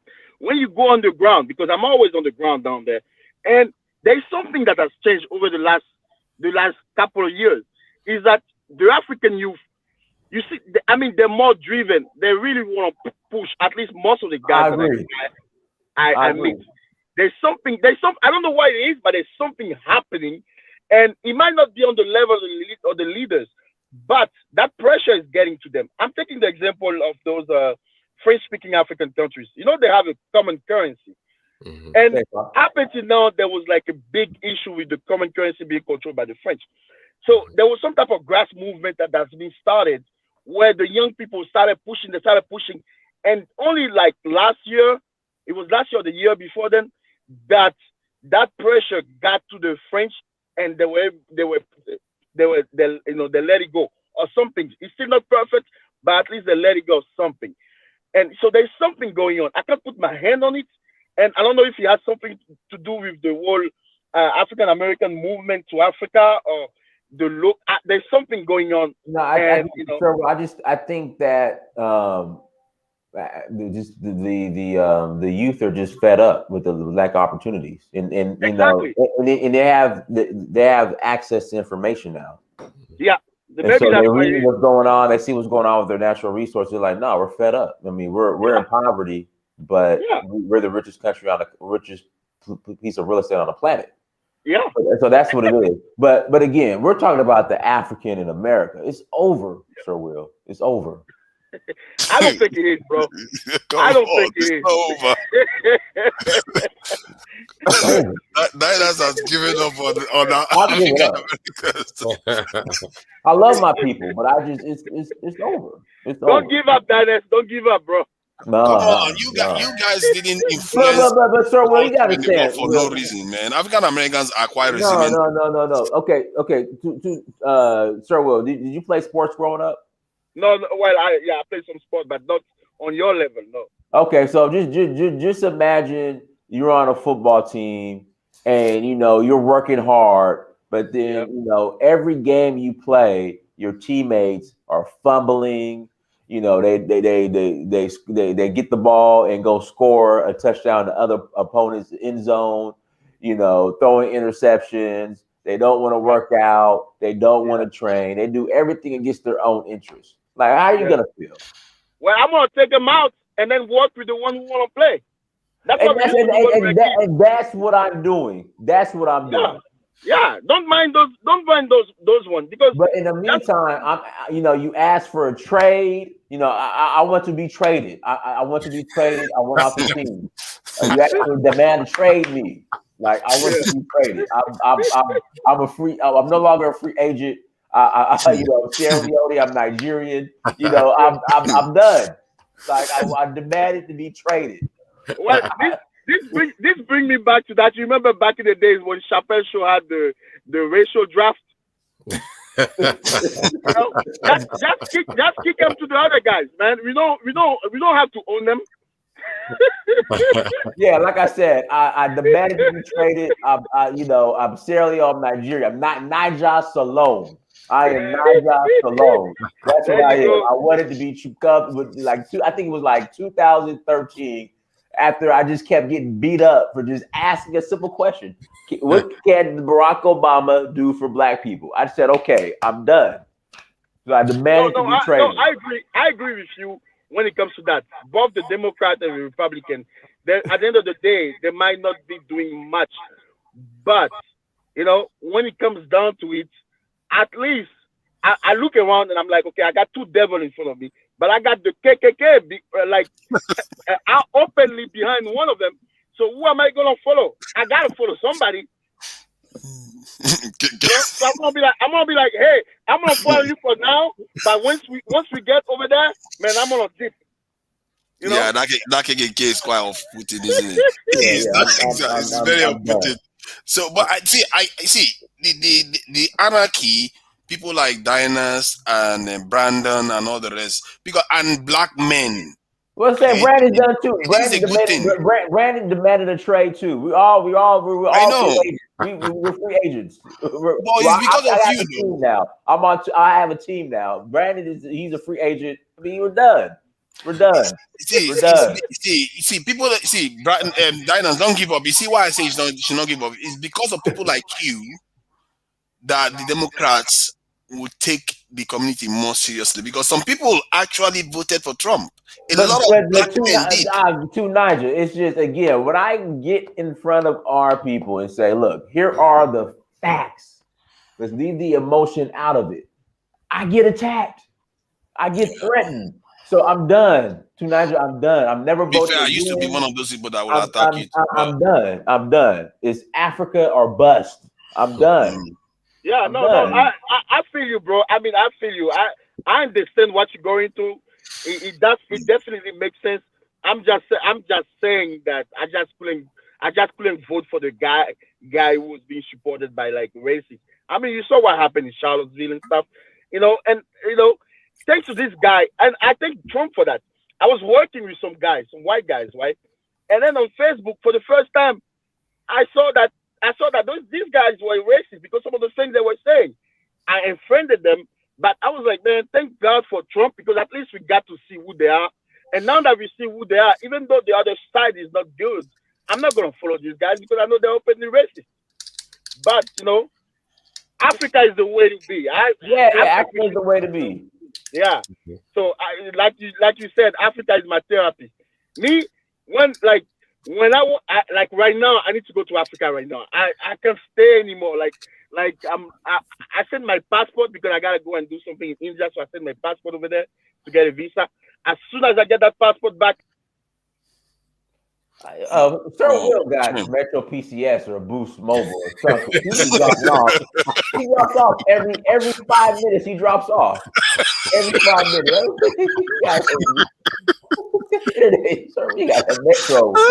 And it was on the floor, Hold on, Sir Will. Hold on, let me bring him up. Sir Will, what is that? Sir, you drop off every 5 minutes, Sir Will. Listen, sir, you need to add more credit to your Vodafone, to your Airtel, to MTN. So are you using MTN? Are you using MTN at Austin? Right now, I live in Texas right now. Like, Africa feels better than Texas because we ain't got no more water. I mean, the electricity just came back today. It's pretty bad out here right now. So. Are you using Airtel or MTN? Yeah, I think MTN. I might as well be, man. Do you need to add more credit to your phone, Sir Will? Every 5 minutes, you add more credit. I don't know what's going on with this thing, man. Yeah, but you're right. You're right, man. Yeah. But Orange Mobile. You got Orange Mobile, Sir Will. What? Orange Mobile. You got to add more credit to your Orange. I have to add more credit to my Orange.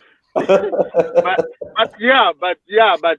everybody needs to go to Africa. There's something about being in Africa. Like, when I'm in Africa and I'm getting ready to come to America, I'm all sad, bro. Right. But I have to come back because I have to make my money. But but I can't wait to go back. There's something about being in Africa. Everybody has to experience that. Every African American has to experience it. And Africa is so many different places. You're gonna find your niche. If you're the hustler type, maybe Nigeria is best for you. You're gonna find something that fits your personality. And that's the beautiful thing about Africa, is that it's got something for everybody. Right. It's a remarkable place. Even as an African, it's almost as if I'm rediscovering the continent. The place is remarkable, unbelievable. Some of the it's like I guess I understand what Black Americans are saying, is that when you get there and it's like for the first time, you don't have to worry about a cop pulling you over and then shooting the hell out of you. That's for one. Whoa, You whoa, hold sure? on. Say that, You sure? say that again. Are you sure about that? Sure will. Say that again. I mean, you don't have to worry about a cop pulling you over Sure and then will. Sure will. yeah, Okay, hold on. Let me yeah, give you. Okay. yeah, Michael Brown, mhm, Trayvon Martin, yeah, Alton Sterling, yeah. all under Barack Obama and Joe Biden. Oh my The list God, goes there we on. go again. I mean, what are you talking about? And guess what? And guess what, Sir Will? We had a Yeah, black attorney general, Eric Holder, yeah, and Loretta Lynch. Tell me yeah. what they did. Nothing. Again, why are we just? I mean, so Sir Will, Nothing. what's the? I Nothing. mean, what are we Nothing. arguing? But they didn't do anything. I agree. They didn't do anything. But at least Barack Obama went went to the church in South Carolina and said something about it. It's not enough. No. It's not enough. I know what y'all saying. It's not enough. Oh man, It's not enough. man. But it's better than this guy saying that the Proud Boys should stand back and stand by or whatnot. You know, I'm just Okay, taking the less of okay, two okay, evil here. Dinas. I'm sorry. I think the what we are experiencing now, it feels more like, when you are working on a project, you are trying to build something like a car. If you are 99% complete, it's not complete. It's not going to move. It's not going to do anything until it is done. It is not done, and that's the feeling I get. It's not because nothing is being done. It's just because the resource is not there to show for it. I feel there is a movement that is going on underneath. And then I might be naive, but there's a feeling, there's something going Tonight, on, okay, and I tonight. can't put my finger on it. Let's do a recap of 2020. Okay, so summertime, going into the fall, George Floyd, Breonna Taylor. We're gonna get justice. The minute Biden gets into office, what happened? They are trying Trump. Trump is a bulldozer that has to always be addressed. So they just finished they try him on Sunday or so. Let's see what happens. I would like to really see how that guy is going to squirm out of this one, because it's going to be fun to watch the next Oh campaign. yeah. I'm Who? telling you, We talking about Biden? Biden. If Biden don't Biden can care. swim out of Yeah. this one, Biden ain't worried. Biden, listen. I want you to listen to the phone call he had with the Congressional Black Caucus. don't worry. He may not be Biden. worried. His senators will be worried. His Congress members. Do Hold you know how on, many of them that listen. dragged Obama? Hold They on. will come after him. I want to pull up this audio and listen how he was talking to him, man. I mean, Yeah. Let me hear that. Let me hear that. I'm about to play. I'm about to pull it up right now. Yeah.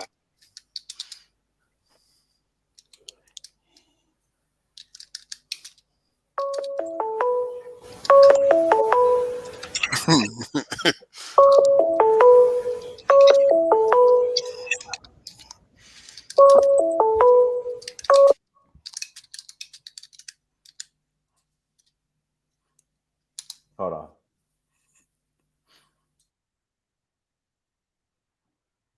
Here we go.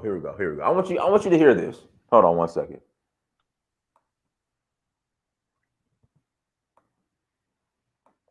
Guys, hit that like button again. Hit that like button.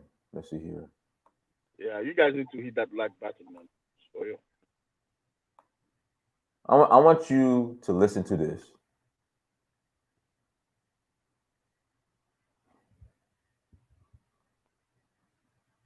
Hey, what's going on?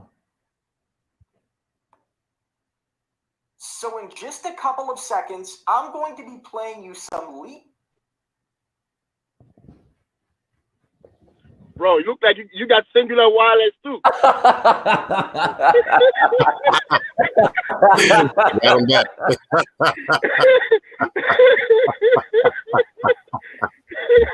Rights leaders, including folks like Al Sharpton. You were not meant to hear this audio. Neither was I. Neither was anyone in the public. Which is why it's so important to hear Joe Biden mean what he actually says when he's not expecting to be recorded. And so I want to play you a few examples, and then we're going to come back and break it down a little bit. This is a completely closed call, so just want to remind you that there's no recording. I'm the first person, black or white, who calls attention to the fact that you were finding that the rate of people who are African Americans who are dying was 3 times that of white people. I don't carry around a stamp on my head saying progressive and I'm AOC, but I have more of a record of getting things done in the United States Congress than anybody you know. Let's get something straight. You shouldn't be disappointed. What I've done so far is more than anybody else has done this far. Okay? Number 1. Number 2, I mean what I say when I say it. There's some things that I'm going to be able to do by executive order. I'm not going to hesitate to do it. But what I'm not going to do is I'm not going to do what Benita, you probably used to get angry with me during the debates. When you'd have some of the people you were supporting say, on day 1, I'm going to executive order to do this. Not within the constitutional authority. I am not going to violate the Constitution. There is a Constitution. It's our only hope. Our only hope. And the way to deal with it is where I have executive authority, I will use it to undo every single damn thing this guy has done by executive authority. But I'm not going to exercise executive authority where it's questioned, where I can come along and say, I can do away with assault weapons. There's no executive authority to do away with that. And no one's fought harder to get rid of assault weapons than me. But you can't do it by executive order. If you do that, next guy comes along and says, well, guess what? By executive order, I guess everybody can own machine guns again. So we got to be careful. I know you all know this. I know you know it. I don't think we should make that a big issue going into before January 5th when the election takes place down in Georgia.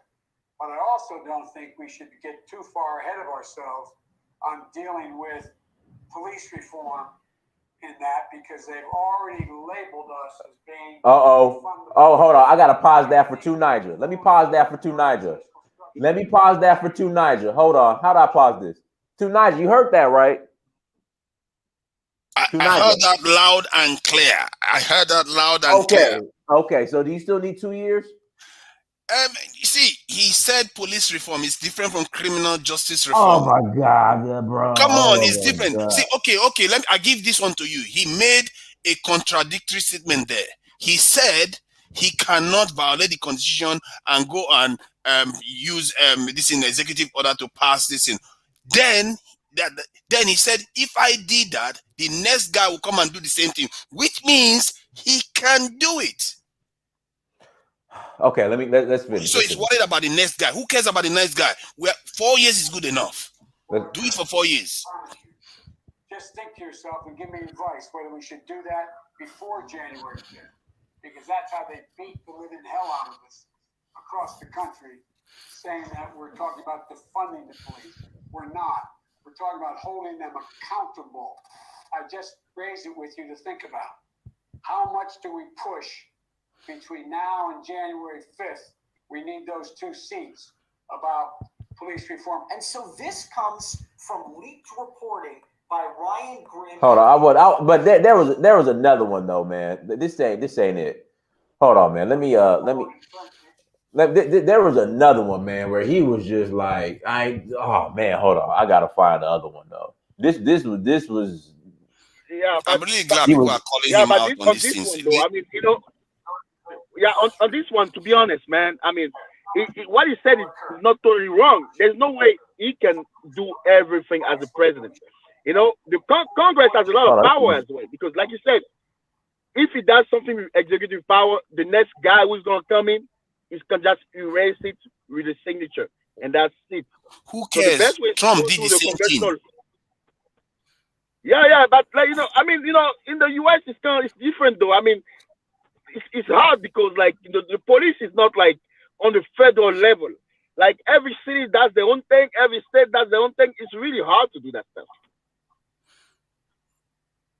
There's some truth there, but Trump passed some laws on immigration, on national stuff that he could do, and the fact that he is saying that the next guy will do the same thing means that he can do it. He's just worried about setting a bad precedent.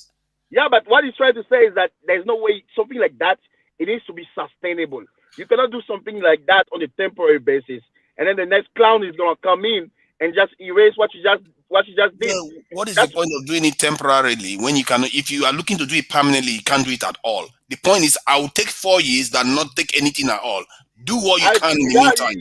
You do have a point on there, but you know, it's hard, man.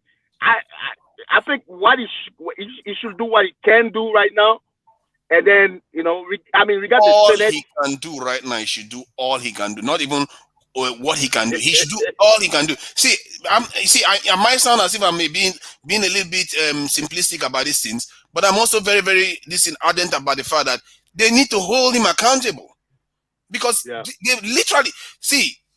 What's his name? The other guy almost got the nomination. The black community gave him this position. They put him in where he is now. So he better deliver.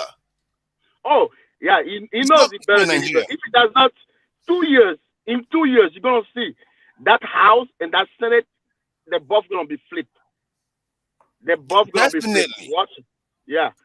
Because there's too much expectation here. And if it doesn't deliver, oh my goodness, I don't even want to think what's going to happen.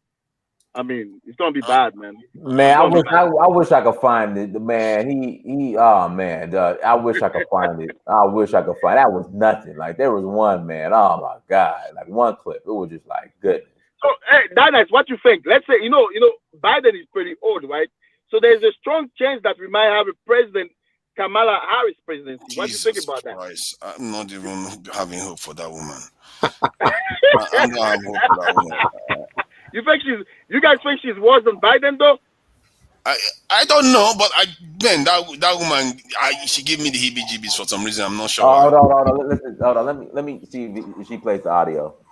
Because I mean, goodness, man, there was one man. He just was like, "Come on, play the audio." I hope he plays the audio. Here we go. We'll talk about it after the video. I'm going to hesitate to do it. But what I'm not going to do is I'm not going to do what Benita, you probably used to get angry with me during the debates when you'd have some of the people you support say that on day one I'm going to executive order to do this. Said it about dealing with Bill Sack as in terms of agriculture. Learn more about Bill Sack's record. All right, yeah, but we don't have on. We're about to close out. But yeah, it was one time, man. He just goodness. He scolded the hell out of him. But what we'll do, we'll go ahead and close out. 2 nights. Go ahead, brother. Go ahead. Biden is old school. He's an old man. The way he talks, he doesn't know how to nuance the way he talks. But that is fine by me. It's not about him. No matter who you have in office, it doesn't even matter. If you have Trump or Biden, it's about what we want. I just feel like the African Americans have a lot of potential, and they have shown that they can influence things in the US. They have the numbers. They should make people do what they want. Even if the president doesn't want it, his senators, they will be fighting for their seats. The Congress members, they'll be fighting for their seats. They will go to their president. You've seen it. It's happened before. The senators and the Congress members will go and pressure their president to do what their voters want. That is how Trump got to where he got to. It's not because the Bushes love Trump, the Republican establishments love him, but they are more afraid of their voters. The community should make Biden more afraid of them than his own silly supremacist agenda. If he doesn't do it, let his senators know that they are not going to get our vote again. And personally, I would just say enough is enough for these people, and they should not vote for them at all. So that is my take for all this, and I believe that African Americans will get their way this time. I regret that Dynas, he's ahead of me, but he's missing something, that is in his pocket right now. The fact that he's gone to Africa, to citizenship, those things matter. There's something going on. I feel that the African Americans are going to make this count. And just watch. We don't know how it's going to happen, but I just get the feeling something's going to happen. Give me 2 years. Well, you come on over now. Don't wait 2 years. Come on over now. Yeah, Kweku, go ahead, brother. Final word is yours. Oh, thank you. I think the idea that we're going to really get some substantive change from The Biden administration is a dream that will never come true because we didn't get it from his predecessor, who he claims that he had everything to do with everything that Obama did. So we shouldn't expect him to do anything different than continuing that legacy. And that legacy did not deliver anything for us. And so, you know, with Dynast saying Africa is where it's at, that's where it should be at for us. And let's look to Africa so that we can actually make some substantive changes for ourselves in this century. And we don't have to wait another century for another Democrat or another lesser of two evils to just hope for them to do something for us.